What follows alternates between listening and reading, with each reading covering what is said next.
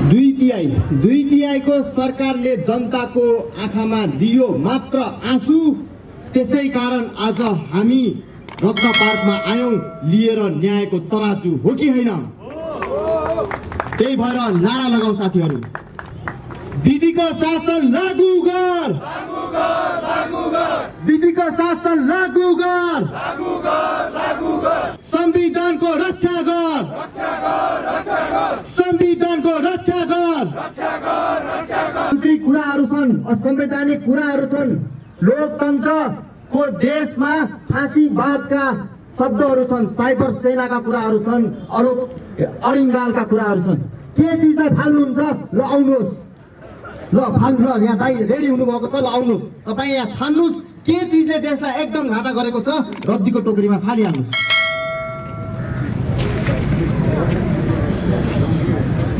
सबै नफाल्नुहोस्, अरूलाई पनि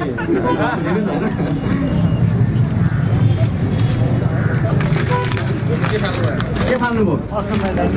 उहाँले असंवैधानिकलाई हेर्नुहोस् कच्चा कुचुक पारेर रद्दीमा फाल्दै हुनुहुन्छ। ल त किन फाल्नुभयो असंवैधानिक? दुई शब्द भनिदिनुहोस्। लोकतन्त्रको एउटा आधार भनेकै संविधान हो। यो जुन असंवैधानिक कदमले गर्दा नै आज यस्तो देशले दुर्गति भोग्नु परेको छ। यो असंवैधानिक कदमलाई चाहिँ हामी सबैले एकसाथ एकजुट भई एक ढिक्का भएर चाहिँ हामीले यसलाई चाहिँ रोक्नुपर्छ, यो प्रतिगमनलाई रोक्नुपर्छ भन्ने चाहिँ मेरो एउटा मूल के अरे उद्देश्य हो। त्यो कारणले मैले चाहिँ असंवैधानिक कदमलाई चाहिँ मैले फालिदिएँ है। हस्, धन्यवाद। यो देशमा अग्रगमन र प्रतिगमनको सङ्घर्षमा झन्डै 3वटा पुस्ताको जिन्दगी बर्बाद भयो। 70-80 वर्षका यहाँ जो उपस्थित हुनुहुन्छ उहाँहरूले 2007 सालको क्रान्ति देख्नुभयो, अग्रगमनको क्रान्ति देख्नुभयो, तर उहाँहरूको जीवनमा तात्विक परिवर्तन आएन। त्यसपछिको पुस्ताले फेरि 36 साल 46 सालको परिवर्तन देख्यो, त्यसपछि पनि तात्विक परिवर्तन आएन। अब अर्को एउटा पुस्ता फेरि अग्रगमनको लागि भनेर लड्नु परिराखेको छ, फेरि लोकतन्त्रको लागि भनेर लड्नु परिराखेको छ। यसरी 70-80 वर्ष एउटा देशको इतिहासमा यस्तो धेरै स्रोत साधन सम्पन्न देशको इतिहासमा सिर्फ सङ्घर्षमा बित्नु अत्यन्त दुर्भाग्यपूर्ण छ। म अहिले केपी ओलीले संविधानमाथि गरेको कुको आलोचना गरेर धेरै समय खर्च गर्न चाहन्न, किनभने यावत रूपमा व्यापक रूपमा त्यसको आलोचना भइ नै राखेको छ। तर त्यो कु गरेको विषय अहिले सर्वोच्च अदालतमा विचाराधीन छ र सर्वोच्च अदालतको निर्णय सबैले पर्खिराखेका छन्। सर्वोच्च अदालतका निर्णय पर्खिरहँदा केपी ओली विस्तारसँग सर्वोच्च अदालतले के फैसला गर्ला भनेर किन थरथराइरहनु भएको छ, उहाँ किन डराइरहनु भएको छ, के निर्णय गर्देला भनेर। उहाँले नै सेटिङ गरेर यो सबै भइराखेको छ भन्ने आरोप थियो। अब आएर उहाँ नै सेटिङ भएको छ कि भनेर भन्न थाल्नु भएको छ। अनि उहाँ भन्दै हुन्छ चुनाव त हुन्छ, कसरी हुन्छ? सर्वोच्च अदालतले यो निर्णय उल्टायो भने चुनाव उहाँले भनेको मितिमा र उहाँले भनेको तरिकामा हुन सक्दैन। अनि देशमा प्रमुख प्रतिपक्षी दलका नेता हुनुहुन्छ, उहाँ आफ्नो स्वार्थ पूर्तिको लागि सर्वोच्च अदालतले आफूले चाहेको जस्तो निर्णय गर्देला, त्यो झर्ला र म खाउँला भनेर पर्खेर बस्नु भएको छ।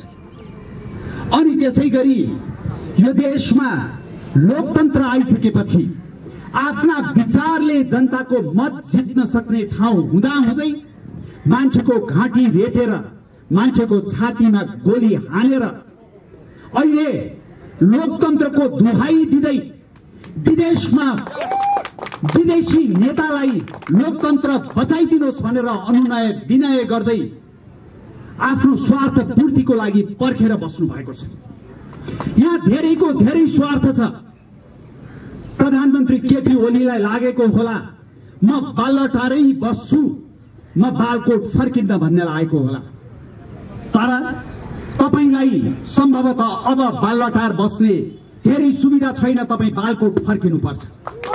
त्यसै गरी प्रमुख प्रतिपक्षी दलका नेतालाई लागेको होला अदालतले मैले चाहे अनुसारको फैसला दिन्छ, चुनाव हुन्छ, केपी ओली अत्यन्त अलोकप्रिय छन्, मेरो पार्टीले चुनाव जित्छ र म ज्योतिषलाई साइत हेराएर बुढानी कण्ठबाट बालुवाटार आउँछु भन्ने लागेको होला। त्यो पनि कुनै सम्भावना देखिँदैन। त्यसै गरी अर्को नेतालाई लागेको छ छिमेकीले सहयोग गरिदियो भने त म फेरि सत्तारोहण गर्न पाइहाल्छु भन्ने लागेको छ। त्यो पनि त्यति सम्भावना देखिएको छैन। म तपाईहरूलाई आग्रह गर्न चाहन्छु, तपाईहरूलाई निवेदन गर्न चाहन्छु, आज होला, भोलि होला या पर्सि होला, विवेकशील साझा पार्टी यो देशको नेतृत्वमा पुग्छ। यो देशको नेतृत्वमा पुग्छ। यो देशको नेतृत्वमा पुगेपछि बालुवाटारबाट बालकोट जानुभएको नेतालाई हामी सबभन्दा पहिला अख्तियार र सर्वोच्चमा उपचार गर्छौं र त्यसपछि आराम गर्नको लागि उहाँलाई नखु जेलको चौरमा पुर्याउँछौं र जिन्दगीभर त्यहाँ उहाँले आराम गरेर बस्नुपर्नेछ। उहाँलाई राष्ट्रघाती रोग लागेको छ, त्यो रोगको उपचार गर्नु छ, राष्ट्रघात गर्नुभएको छ उहाँले। त्यसै गरी प्रमुख प्रतिपक्षी दलका नेताले सोच्नु भएको होला बुढानी कण्ठबाट म बालुवाटार आउँछु भनेर। हामी सत्तामा पुगौं, हेरौँला, अख्तियार र सर्वोच्चले सबभन्दा पहिला तपाईको राष्ट्रघाती चरित्रको उपचार गर्छ, त्यसपछि तपाईँ पनि नखुमा चौरमा घाम ताप्न जानुपर्ने स्थिति आउन सक्छ। त्यसै गरी अर्को नेता जसको नेतृत्वमा यो देशमा धेरै हत्या र हिंसा भएको छ, भ्रष्टाचार भएको छ, उहाँलाई पनि सम्भवतः खुमलटारबाट नखुनै जानुपर्ने स्थिति सृजना हुन्छ। सृजना हुन्छ भनेर म किन भनिरहेको छु भने यहाँ धेरैलाई लाग्दो होला समय क्रममा ठूलो रूप लिएका छन् र देशको नेतृत्व गरेका छन् र देशको नेतृत्व गरेपछि हामीले जे भन्यौं खुमलटारबाट, बुढानी कण्ठबाट र बालकोटबाट हामीले त्यसै सिधै लगेर नखुमा हाल्छौं भनेका छैनौं। हामी कानुनी प्रक्रिया पूरा गर्छौं, हेरौं त्यो कानुनको सीमा के हुँदो रहेछ भनेर उहाँहरूले बुझ्नुहुनेछ।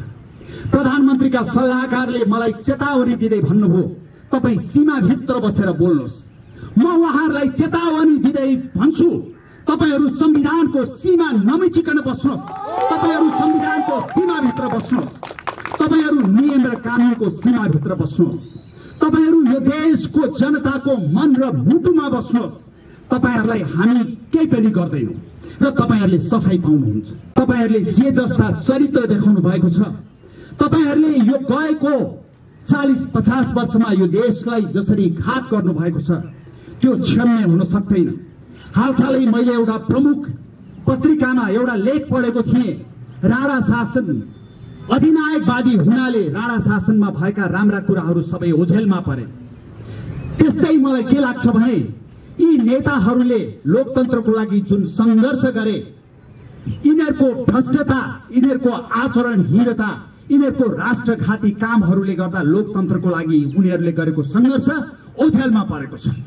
ओझेलमा नपरोस् भन्ने हाम्रो चाहना हो र तपाईहरूको कारणले गर्दाखेरि आज यो देशमा सिङ्गो राजनीतिप्रति घृणा सृजना भएको छ, सिङ्गो राजनीतिपछि वितृष्णा सृजना भएको छ।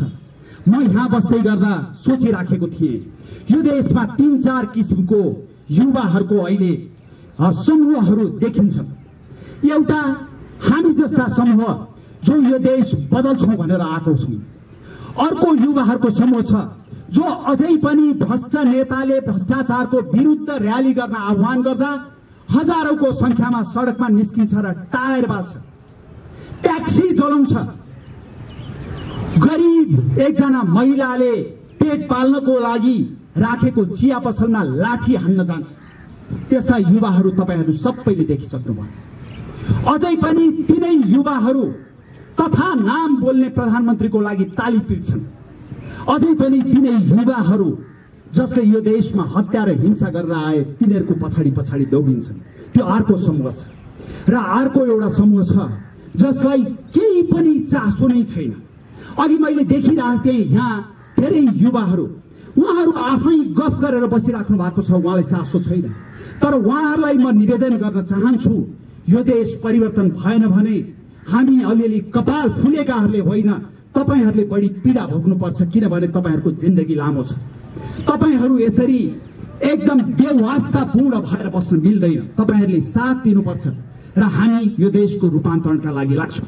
पुराना पार्टीहरूले यति अन्याय गरे, यति अत्याचार गरे कि त्यसको कुरा गरेर साध्य छैन। आज यदि यी पुराना नेताहरूले सर्वोच्चमा आफ्नो स्वार्थ अनुसारको भागभण्डा नगरेको भए आज कुनै पनि नेता सर्वोच्चको नतिजा के आउँछ भनेर थरथराएर बस्नु पर्दैन थियो।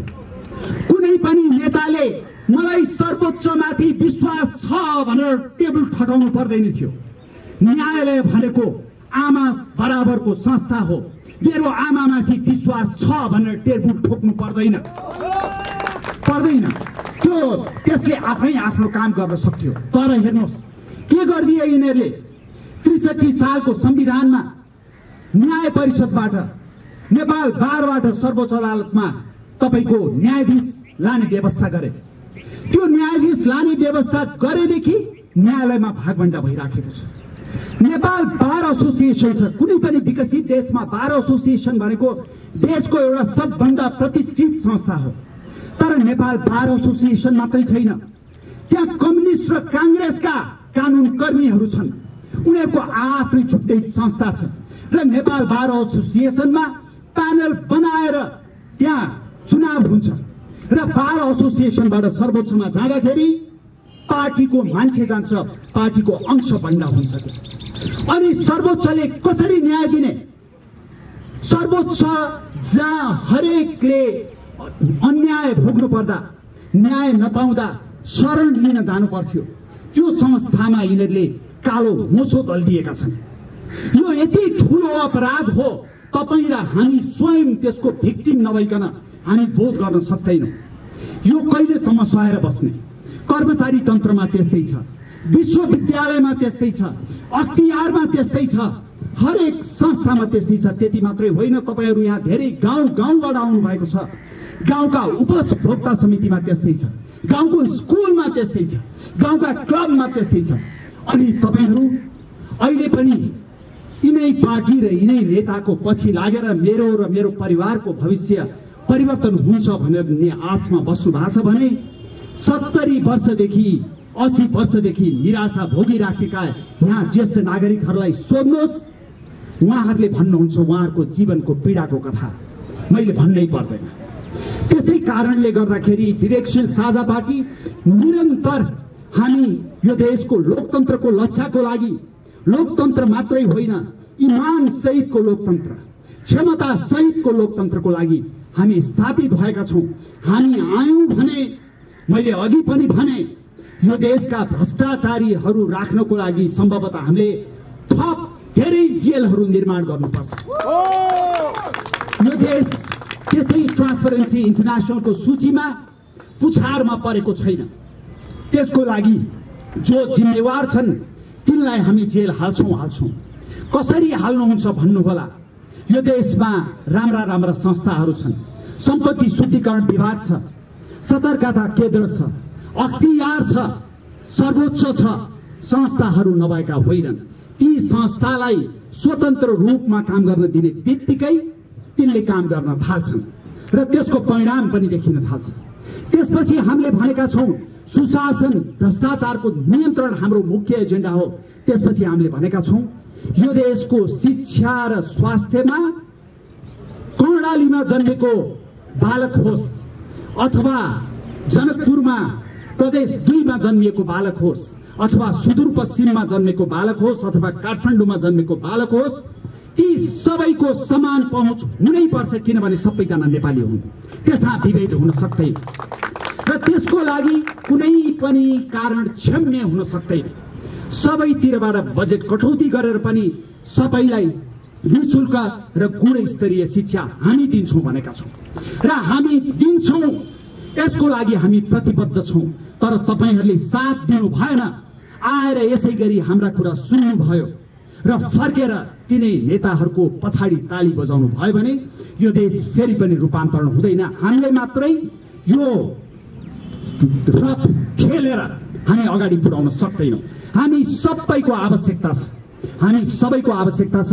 हामी सबैले गर्यौँ भने परिवर्तन आउँछ र त्यो परिवर्तन छिटो आउँछ र त्यो परिवर्तन छिटो आयो भने तपाईहरू जस्ता युवाले त्यसको ठुलो उपभोग गर्न पाउनुहुन्छ। तपाईहरू सबैको जय होस्, नेपालको जय होस्। धेरै धेरै धन्यवाद। मेरा यहाँहरू बीचमा राख्नुपर्ने मूलत आज 4वटा विषयहरू छन्। म 4वटा कुरा यहाँहरू बीचमा राख्न चाहन्छु। पहिलो कुरा स्वभावतः पहिलो कुरा ओली, खड्गप्रसाद ओली, उनको सरकार र त्यो प्रवृत्तिको विषयबाट म मेरो 4वटा कुरा मध्ये पहिलो कुरा यहाँहरू बीचमा राख्ने अनुमति चाहन्छु। यहाँहरू सबैलाई थाहा छ, पछिल्लो निर्वाचनमा नेपाली जनताले नेकपालाई र खड्गप्रसाद ओलीलाई मतदान गरे र मत परिणामपछि विवेकशील साझा पार्टी स्वयं आफैले पनि समृद्धि र विकासको अपेक्षाका साथ खड्गप्रसाद ओलीले बनाएको क्याबिनेट र यो सरकारलाई समर्थन गर्यो। हाम्रो अपेक्षा थियो, कतिपयलाई लाग्न सक्छ खाली यिनीहरूले खड्गप्रसाद ओलीको विरोध गरिरहेका छन्, त्यो होइन। म सुरुवात गर्न चाहन्छु, जब नयाँ सरकार बन्यो, खड्गप्रसाद ओलीले सरकार बनाउने भए, नेकपाले बहुमत प्राप्त गर्यो, हाम्रो पार्टीले भन्यो विकास र समृद्धिको लागि हामी यो सरकारलाई समर्थन गर्छौं। सरकार तिमी अगाडि बढ। नेपाली जनताले लामो समयदेखि विकास र समृद्धिको जुन सपना देखिरहेका छन्, स्थायित्वको जुन सपना देखिरहेका छन्, त्यसको लागि तिमीलाई समर्थन छ। भयो के? पहिले विकासको सन्दर्भबाट हेरौं के ओली सरकारले नेपाली जनताको आशा र अपेक्षा पूरा गर्ने गरी विकास दियो? तपाईं हामी सबैले सोचौं यो प्रश्नमाथि, आग्रह पूर्वाग्रह रहित हिसाबले हामी यो प्रश्नमाथि गमौं, विचार गरौं। यो 3-4 वर्षमा काठमाडौँमा के भयो? काठमाडौँ कहाँनेरि फेरियो? विचार गरौं। नेपालका किसानहरूको जीवनमा यो सरकारले परिवर्तन ल्याउनको लागि के गर्यो? विचार गरौं। हाम्रा स्कुल जाने भाइ बहिनीहरूको लागि अथवा कलेज जाने युवाहरूको लागि अथवा जागिर खोज्दै गरेका युवाहरूको लागि यो सरकारले के दियो? विचार गरौं। विदेशमा बालुवाको देशमा भारतमा पसिना बगाएर रिमिटेन्स यो देशमा पठाउने श्रमजीवी युवाहरूको नाममा यो सरकारले के गर्यो? फगत गर्यो सपनामाथि खेलबाड, फगत गर्यो आँसुमाथि खेलबाड, फगत गर्यो जनताका सपनाहरूलाई आर्यघाटमा पुर्याउने र तमासा गर्ने। अब भन्नुहोस्, यो सरकार जसलाई हामीले विकास गर्ने नाममा समर्थन गर्यौं, हामी के यसलाई समर्थन गरिरहन सक्छौं? त्यसैले हामी यो सरकार विकासका नाममा विकास विरोधी गतिविधि गर्ने यथास्थितिवादी सरकार हो भन्ने हाम्रो निष्कर्ष हो। र यो सरकारले विकासको नाममा यस्तो एउटा चक्रव्यूह सिर्जना गर्यो जसले केही मुठ्ठीभर मान्छेहरूले त फाइदा लिए, तर आम गरिब जनता, भूमिका मान्छे, सरबारा श्रमजीवी, मेहनत गर्ने मान्छेहरूले कुनै पनि फाइदा पाउन सकेनन्। पछिल्लो समय तपाईँ कोरोनाकै अवस्थामा पनि हेर्न सक्नुहुन्छ, 30 लाख भन्दा धेरै मान्छेहरूको रोजगारी खोसियो, 30 लाख भन्दा धेरै मान्छेहरू घाँसपास र कपासको पीडामा थिए। तर सरकारले के गर्यो तपाईहरुलाई थाहा छ? औषधि ल्याउने नाममा समेत ठूलो भ्रष्टाचार भयो, कमिसन खाइयो र जनताको आँसुमाथि गिर खेल्ने यो सरकार विकासको नाममा, समृद्धिको नाममा जनतालाई भ्रम दिइरहेको छ। त्यसैले हामीले भन्यौं यो सरकारमाथि हाम्रो कुनै पनि समर्थन र विश्वास छैन। दोस्रो कुरा, हामीले भन्यौं स्थायित्वको लागि यो सरकारलाई हाम्रो समर्थन छ। लामो समयदेखि नेपालमा स्थिर सरकार बन्न सकेन, त्यसैले ओली तपाई 5 वर्ष सरकार चलाउनुहोस्, स्थायित्वको लागि हाम्रो समर्थन छ। तर विचार गर्नुहोस्, यो 3 वर्षमा के भयो? अनेक चोटी सरकार र सरकार विघटन र सरकारमाथि सरकारले कामै गर्न सकेन, सरकारले काम गर्ने कुनै पनि प्रयत्न गर्न सकेन र सधैँ सरकार आफू जोगाउने तीर्थमा लागेर अगाडि बढ्दै गयो र अन्ततः हामी सबैलाई अनुभूत छ सरकारले स्थायित्व पनि दिन सकेन। सरकारले स्थायित्व मात्रै दिन सकेन, सरकारमाथि थोरै आलोचना के भएको थियो उसकै पार्टीभित्रबाट सरकारले संसदले विघटन गरिदियो। संविधानमा नभएको नेपालको जनताको अपेक्षाभन्दा धेरै भिन्न जुन हिसाबले संसद विघटन भयो, हामीले भन्यौं यो नेपाली जनताको स्थायित्वको सपनामाथिको प्रतिघात हो, यो प्रतिगमन हो। त्यसैले हामीले भन्यौं यसमा हाम्रो समर्थन छैन। अझ हामीले अगाडि बढेर भन्यौं यो प्रतिगमन मुर्दाबाद, यो प्रतिगमनलाई हामी सबैले मुर्दाबाद भन्नुपर्छ, किनभने यसले संविधानमाथि र जनताका लामो समयदेखि रहेको स्थायित्वको सपनामाथि प्रतिघात गरेको छ र यो प्रतिगमन हो। तपाईहरु सबैलाई अनुरोध गर्छु प्रतिगमन मुर्दाबाद। र यही सन्दर्भमा ओलीलाई भन्न चाहन्छु महाशय, प्रतिगमनको बैलगाडा चढेर समृद्धिको शिखर चढ्न सकिँदैन, प्रतिगमनको बैलगाडा चढेर समृद्धिको शिखर चढ्न सकिँदैन। तपाई आफ्नो कदमबाट फिर्ता हुनुहोस्, अन्यथा नेपाली जनताले तपाईलाई सजाय दिनेछन् र त्यो सजाय तपाईले इतिहासमा सबैभन्दा घृणित त्यो जुन काम गर्नुभएको छ त्यसको उचित सजाय तपाईको लागि, सम्पूर्ण रूपमा तपाईको राजनीतिक भविष्यको लागि दुर्भाग्य हुनेछ। यो हाम्रो चेतावनी हो। म दोस्रो कुरा गर्न चाहन्छु, तर यो प्रतिगमन के संविधान असंवैधानिक रूपमा संसद विघटन भइसकेपछि मात्रै भएको हो र के यो प्रतिगमन केपीले मात्रै गरेका हुन्? अलिकति म राजनीतिक प्रवृत्तिको कुरा गर्न चाहेको, यसो हामीले विचार गरौँ। अहिले पछिल्लो समय असंवैधानिक रूपमा संसद विघटन भइसकेपछि हामीले भन्यौं प्रतिगमन भयो, तर यो प्रतिगमन लामो समयदेखि भइरहेको थियो र यो प्रतिगमनको मतियार केपी अहिले पछाडि देखिए, तर यो प्रतिगमनको मतियार नेपाली कांग्रेस र समग्र सिङ्गो नेकपा समेत थियो। जब तपाईं हामी विचार गरौँ, अहिले त प्रतिगमनको एउटा भयंकर स्वरूप मात्रै हाम्रो अगाडि उपस्थित छ, तर राज्य संयन्त्रमाथि गुटकरण गर्दा, लोकतन्त्रलाई परिणामहीन बनाउँदा, मान्छेको आँसुमाथि गिर खेलिरहँदाखेरि के प्रतिगमन भइरहेको थिएन?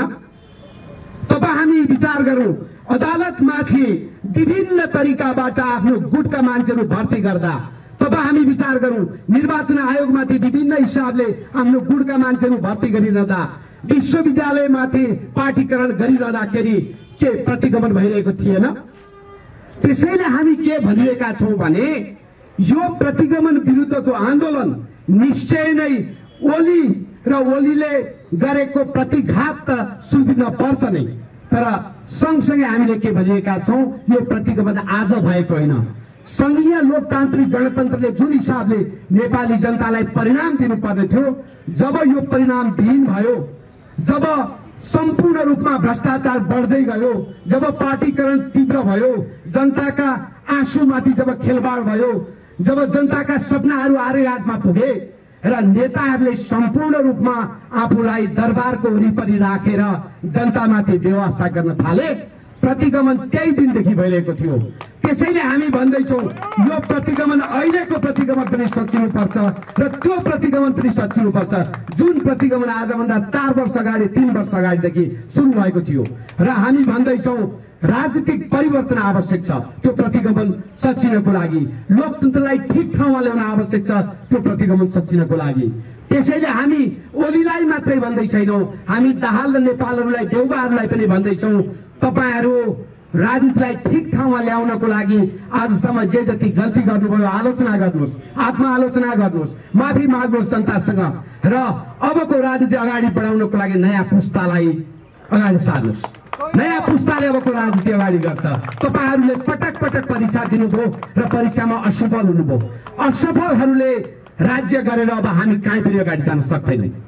मेरो तेस्रो कुरा छ तपाईहरूलाई, मेरो तेस्रो कुरा छ युवा साथीहरूलाई, मेरो तेस्रो कुरा छ यहाँ हाम्रो वरिपरि उपस्थित आमा बुवा दाजुभाइ दिदीबहिनीहरूलाई। तपाईलाई थाहा छ हामी प्रत्येक दिन ठगिँदैछौँ, तपाईँ प्रत्येक दिन ठगिँदै हुनुहुन्छ। तपाईँ बिहान उठ्नुहुन्छ र दुध किन्न जानुहुन्छ, ठगिनुहुन्छ। तपाईँ देश विद्यार्थी भाइ बहिनीहरू स्कुल पढ्न जानुहुन्छ, ठगिनुहुन्छ। युवा साथीहरू जागिर खोज्न जानुहुन्छ, ठगिनुहुन्छ। प्रत्येक पाइला पाइलामा नेपाली जनता हामी ठगिरहेका छौँ। किन ठगिरहेका छौँ? कसले ठग्दैछ हामीलाई? त्यो ठगहरूको राज्य हो। यदि ठगहरूको राज्य हो भने यो राज्यलाई ठगहरूको राज्य कसले बनायो? विचार गरौँ। यो राजनीतिले, यो नेतृत्वले, यो हाम्रो राजनीतिक संस्कार र संस्कृतिले हाम्रो हरेक तहलाई ठग बनाएको छ र हरेक नेपाली निर्धा नागरिकहरू ठगिरहेका छन्। हरेक युवाहरू ठगिरहेका छन्। म आह्वान गर्न चाहन्छु, आजदेखि हामी प्रतिज्ञा गरौँ, आजदेखि हामी संकल्प गरौँ, अब हामी ठगिने छैनौँ। हामी राजनीतिबाट ठगिने छैनौँ। हामी आफ्नो भोट हाल्ने क्रममा ठगिने छैनौँ। हामी एउटा स्वतन्त्र र न्यायपूर्ण जीवन बाँच्न चाहन्छौँ र त्यसको लागि यो ठग राजनीति जुन हामीले आजसम्म देख्यौँ यसलाई अन्त्य चाहन्छौँ। यसको लागि म तपाईहरुलाई अनुरोध गर्न चाहन्छु, तपाईहरु आउनुहोस्। ठग राजनीति अस्वीकार्य छ भन्ने गर्वका साथ नारा लगाउनुहोस् र नयाँ विकल्पका लागि हातेमालो गर्नुहोस्। त्यो आवश्यक छ। अन्यथा के हुन्छ? अन्यथा फेरि पनि यही चीजको निरन्तरता हुन्छ। अन्यथा फेरि पनि हामी ठगिरहनेछौँ। अन्यथा फेरि पनि हाम्रो जीवन यसरी नै बित्नेछ। हामी बुढो हुनेछौँ र हाम्रा सन्ततिहरूले पनि दुःख पाउनेछन्। त्यसैले यो ठिक समय हो, ठगिनबाट इन्कार गरौँ। यो ठिक समय हो, ठगहरूलाई हामी सजाय दिने प्रतिबद्धता गरौँ।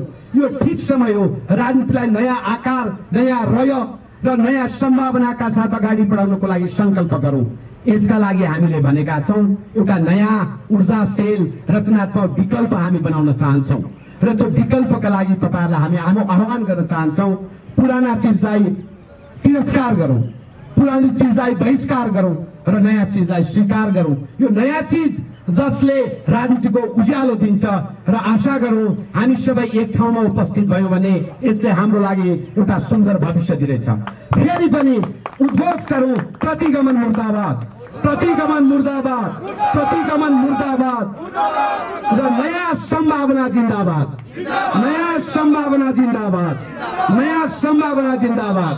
धन्यवाद।